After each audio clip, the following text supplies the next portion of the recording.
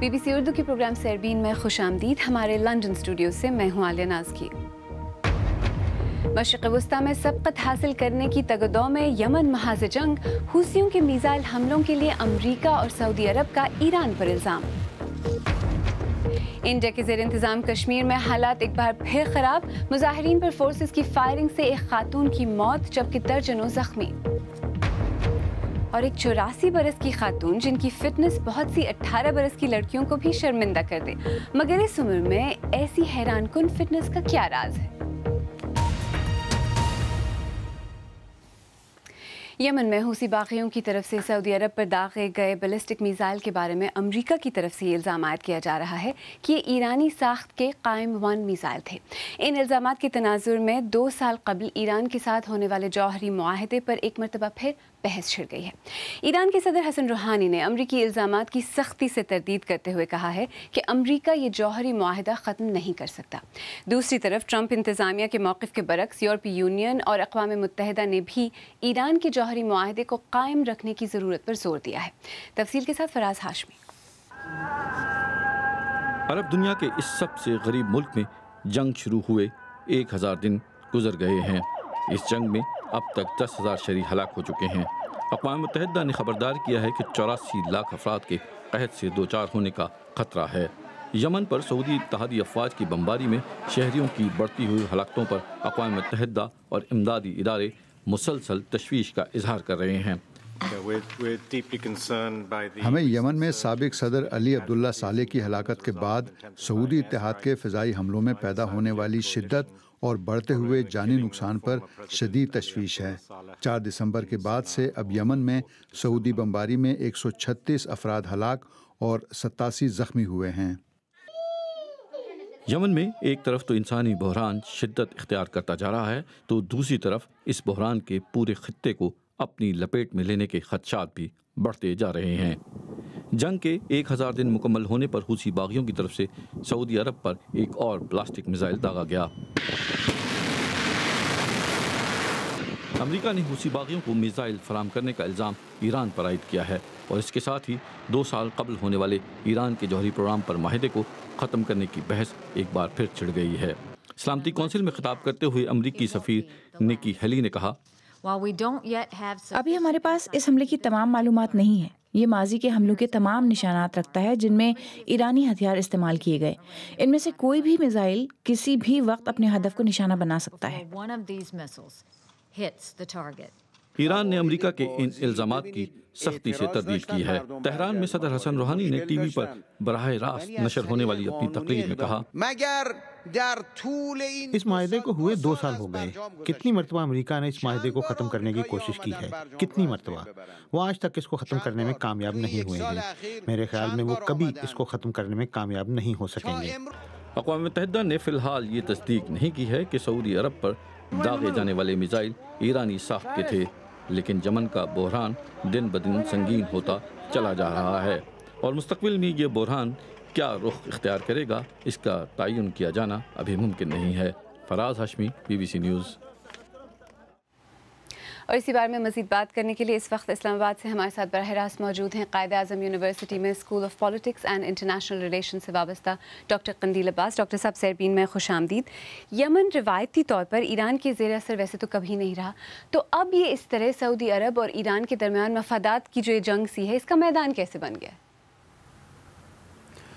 देखिए, इस वक्त जो मशरक़ वस्ता में प्रो ईरान और प्रो सऊदी पॉलिटिकल फॉर्मेशन है, इसमें एक अजीब सा एक नया ट्रेंड शुरू हो गया, क्योंकि माजी में अरब और अजम की एक लड़ाई हमें नज़र आती थी, लेकिन अभी बहुत सी अरब स्टेट्स ऐसी हैं जो ईरान का साथ देना शुरू कर दिया, जिन्होंने जिसमें बहरीन है, यमन है, शाम में हमने देखा और फिर अब कतर इसमें ऐड हो गया। मेरा ख्याल ये है कि ट्रेडिशनली तो यमन प्रो ईरान नहीं रहा, लेकिन चूँकि सऊदी अरब का जो अटैक हुआ और सऊदी अरब ने वहाँ पर एक सिर्फ महदूद एक ख़ास धड़े को सपोर्ट किया, तो दूसरे जो हूतीज़ हैं या बाकी जो ग्रुप्स हैं, इन्होंने इसलिए मेरा ख्याल है कि ईरान की सपोर्ट हासिल किया और ईरान ने भी इस मौके को गनीमत जाना और उन्होंने भी हूतीज़ की सपोर्ट करना शुरू कर दी। अच्छा डॉक्टर साहब, सऊदी अरब ने क्या वो अहदाफ हासिल कर लिए हैं या उनमें से कुछ हासिल कर लिए हैं जिनकी वजह से उसने ये जो हमला है या जो जंग है इसका आगाज़ किया था? देखिए, उन दो मेजर उनके अहदाफ थे। एक तो ये था कि वो हुतीज़ को वापस उनके अपने इलाकों में धकेलना चाह रहे थे, और दूसरा ये था कि वो मंसूर हादी की हुकूमत को बहाल करना चाह रहे थे। मेरा ख्याल है ये दोनों मेन जो टारगेट से वो अचीव नहीं कर सके, और उन्होंने जो कोशिश ये की थी कि 1 से 2 महीने के अंदर वो कंक्लूड कर लेंगे यमन के हालात को, लेकिन मेरा ख्याल है कि 2015 से लेकर अब तक उन्होंने पूरी अपनी फ़ौजी ताकत इस्तेमाल की, और वो अहदाफ जो चाह रहे थे वो हासिल नहीं कर पाए। और इसकी सबसे बड़ी वजह मेरा ख्याल है ये है कि वो यमन की जो डोमेस्टिक सूरत हाल है उसको वो सही अंदाज में समझ नहीं पाए, और इसमें उनको इंटरनेशनली भी वो सपोर्ट नहीं मिल सकी जिसको वो एक्सपेक्ट कर रहे थे। जी डॉक्टर साहब, जैसा कि आपने कहा कि उन्हें लगा था शायद 1-2 महीने में सब कुछ हालात काबू में आ जाएंगे, लेकिन फौरी तौर पर अब भी कोई हल नज़र नहीं आता है सारी सूरत हाल का। आपको क्या लगता है इसके जो इक़्तिसादी और मुआशी असरात हैं सऊदी अरब पर, वो कब तक बर्दाश्त कर सकता है उन्हें?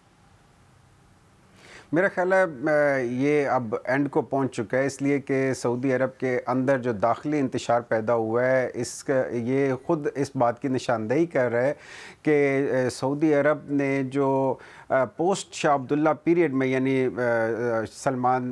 किंग सलमान के पीरियड में एक एग्रेसिव फॉरेन पॉलिसी अडॉप्ट की है, उसका वो नताइज बरामद नहीं हो रहे जो शाह सलमान या मोहम्मद उसकी जो एक्सपेक्टेशन रखते थे।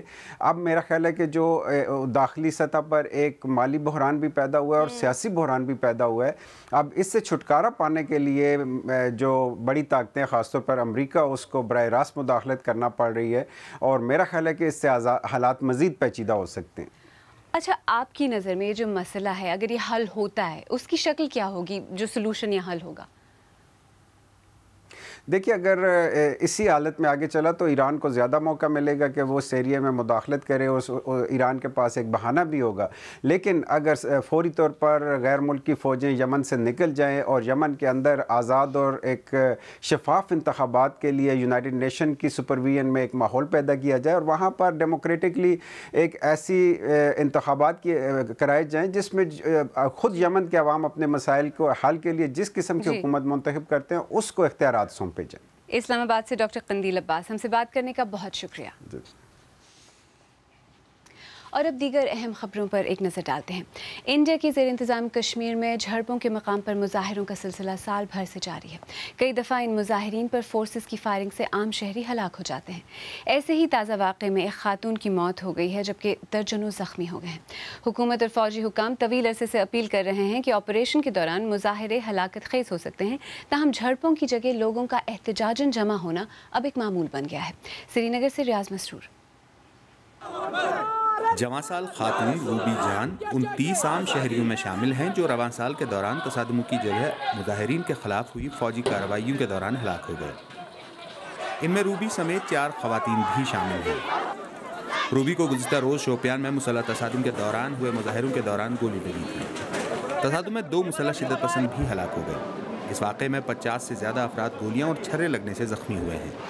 फौज की मुबैना ज़्यादतियों के खिलाफ हुर्रियत कॉन्फ्रेंस की कॉल पर वादी में हड़ताल की गई और मुजाहिरों को रोकने के लिए पुलिस ने कई इलाकों की नाकाबंदी की।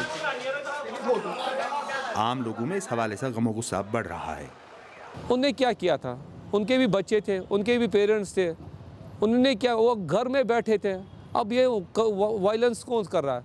वायलेंस कश्मीरी नहीं कर रहा है, कश्मीरी आ रहा है इनोसेंट्स।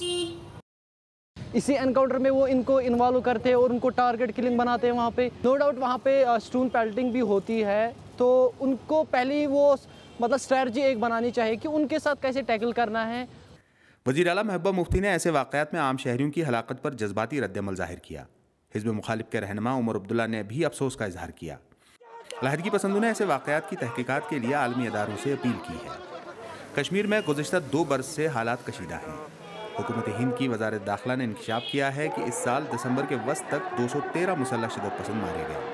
पुरतशद्दुद वाक़यात के दौरान मारे गए आम शहरियों की कुल तादाद 58 है, ताहम इनमें से 30 तसादुमों की जगह हुए मुजाहिरों के खिलाफ फौजी कार्रवाइयों के दौरान हलाक हो गए। रियाज मसरूर, BBC न्यूज़, श्रीनगर। यूरोपीय अदालत इंसाफ का कहना है कि टैक्सी फराहम करने वाली ऊबर एक ट्रांसपोर्ट कंपनी है और इस पर यूरोपीय यूनियन के ट्रांसपोर्ट से मुतल्लिक़ क़वानीन लागू होते हैं। ऊबर ने ये दलील दी थी कि वो एक ऐप है जिसका काम आम ड्राइवरों को भी रोज़गार दिलाना है। अमरीकी कांग्रेस ने टैक्स में बड़ी तब्दीलियों वाले हुकूमत के मंसूबे को मंजूरी दे दी है। इस बिल की मंजूरी को सदर ट्रंप की अहम कामयाबी करार दिया जा रहा है। अब ये बिल आखिरी मंजूरी के लिए ऐवान नुमाइंदगान में पेश किया जाएगा। अगर ये बिल वहाँ भी मंजूर हो जाता है तो इसे कानून में तब्दील कर दिया जाएगा। और लंदन में एक कैफे का कहना है कि वो आपकी कॉफी पर आपकी सेल्फी छाप देंगे। ये दुनिया की पहली कॉफी होगी जिस पर फूल पत्तियों की जगह आपकी अपनी तस्वीर बनी होगी। कैफे ने इस ड्रिंक का नाम सेल्फी सीनो रखा है। बीबीसी उर्दू के प्रोग्राम सेरबीन में आगे चलकर देखिएगा कि 84 बरस की आयरीन ओबेरा की हैरान कुन फिटनेस के पीछे क्या राज है। और आपकी मुलाकात करवाएंगे फिल्मी दुनिया के सितारे शान से, जो अदाकार भी हैं, हिदायतकार भी और बहुत से शोबों में नाम कमा चुके हैं, मगर उन्हें इंडिया की फिल्म इंडस्ट्री से क्या शिकवा है। बीबीसी उर्दू के प्रोग्राम सेरबीन में एक बार फिर खुशामदीद। मैं हूं आलिया नाज़की। दुनिया भर में लोगों की उम्र में मजमूई तौर पर इजाफा देखा जा रहा है। अक़वाम मुत्तहिदा का कहना है कि इस सदी के इख्तिताम तक 60 साल या इससे ज़्यादा उम्र वाले अफराद की तादाद में 3 गुना इजाफा होगा और ये तादाद 3.1 बिलियन हो जाएगी। इसका राज क्या है? नामनिगार फर्गस वॉल्श की रिपोर्ट से तफसील पेश कर रहे हैं हसन फरहैद। मैं बुढ़ापे को माजूरी नहीं समझती। ये कुदरत का निज़ाम है। आप जिंदा हैं और फिर आप मर जाते हैं, तो फिर जिंदगी को क्यों ना जिया जाए। आयरीन ओबेरा की उम्र 84 साल है, लेकिन उन्हें देखकर ऐसा बिल्कुल नहीं लगता। वो पिछली 4 दहाइयों से वर्ल्ड रिकॉर्ड कायम कर रही हैं। जो हार मान जाता है वो कभी फाते नहीं हो सकता। मैं फाते बनना चाहती हूँ। सन 2050 तक 65 साल और इससे जायद उम्र के अफराद में दुनिया भर में 1.5 गुना इजाफा मुतवक्के है। तो हम ऐसा क्या कर सकते हैं जिससे हमारी उम्र के दीगर कुछ साल अच्छी तरह गुजरें? आयरीन की तरह सिर्फ जिस्म की ही नहीं बल्कि जहन की वर्जिश भी ज़रूरी है। इसकी वजह यह है कि जहन को चाको चौबंद रखने से डिमेंशिया जैसी बीमारियां लाहक होने के इम्कान कम हो जाते हैं। ये बर्कली यूनिवर्सिटी में फ्रेंच ज़बान की क्लास है। ये जगह सैन फ्रांसिस्को बे के नज़दीक है और यहाँ सारे तालिबे इल्मों की उम्र 70 साल से ज़्यादा है। मेरी माँ को अल्जाइमर्स है। मैं नहीं चाहती कि मुझे भी ये बीमारी हो। और साइंस के पास शायद इसका हल मौजूद हो। सिलिकॉन वैली की वादियों में बिग इंस्टीट्यूट है। यहाँ पर महक़क़ीन इंसानी जिस्मों को बूढ़ा होने से बचाने पर तहकीक कर रहे हैं। हम ये पेशगोई कर सकते हैं कि मुस्तक़बिल में ऐसी दवाइयाँ मुयस्सर होंगी जो कि किसी मर्ज़ का नहीं बल्कि बुढ़ापे का इलाज करेंगी। लोगों को खुद अपनी ज़िंदगी के आखिरी सालों का इंतज़ार रहेगा जिसमें वो सेहतमंद रह सकेंगे। आयरीन 100 मीटर का फासला 16 सेकंड में तय करती हैं, जो कि यूसैन बोल्ट के वर्ल्ड रिकॉर्ड से सिर्फ 7 सेकंड कम है। फर्गस वॉल्श की रिपोर्ट। पाकिस्तानी अदाकार शान शाहिद ने 1982 में मशहूर बॉलीवुड फिल्म अर्थ का रीमेक बनाया है। इंडियन फिल्मसाज महेश भट्ट से इस फिल्म के राइट्स खरीदने के बाद पाकिस्तान और इंडिया के दरमियान बनने वाली ये पहली कोलैबोरेटेड फिल्म है। बीबीसी की नामानिगार हिना सईद ने शान से बात की और पूछा कि आखिर फिल्म अर्थ में ऐसी क्या खास बात है कि बॉलीवुड में कभी न काम करने वाले शान ने इसकी रीमेक बनाई। Earth for me is more than just a remake. I personally feel कि अगर इतना अरसा मैं इंडिया के अंदर काम नहीं किया मैंने, और मैं कहता रहा हूँ कि I don't want to go to India and I don't want to go there as an actor because they have brilliant actors there, they are working there. तो मेरे ख्याल में ये इस अर्थ को बनाने की वजह ये थी कि हमारा जो एक बिजनेस कम्युनिटी है फिल्म की, ट्रेड की, फ्यूचर जो है फिल्म का, उसके ऊपर अगर हम थोड़ा सा जोर दें तो अर्थ उसका एक हिस्सा है।